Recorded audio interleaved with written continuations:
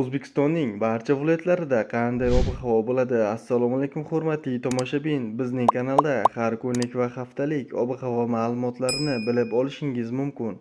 Buning uchun video ostidagi bir dona like va podpisatsiya tugmachasini bosib qo'yishni unutmang.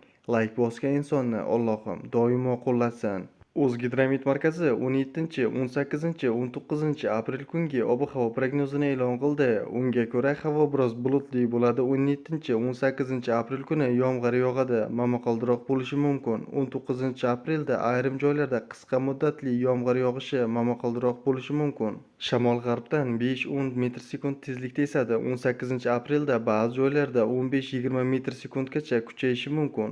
Harorat 17 aprel kuni kechasi 12-17 daraja, kunduzi 21-26 daraja. 18 aprel kuni kechasi 10-15 daraja, kunduzi 16-21 daraja. 19 aprelda kechasi 8-13 daraja, kunduzi 16-21 daraja issiq bo'ladi.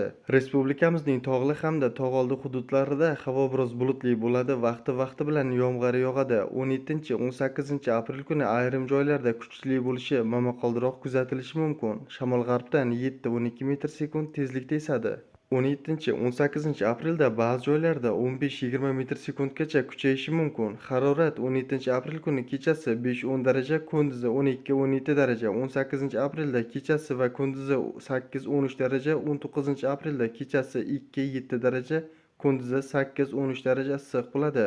O'zingizni asrang, xayr, salomat bo'ling.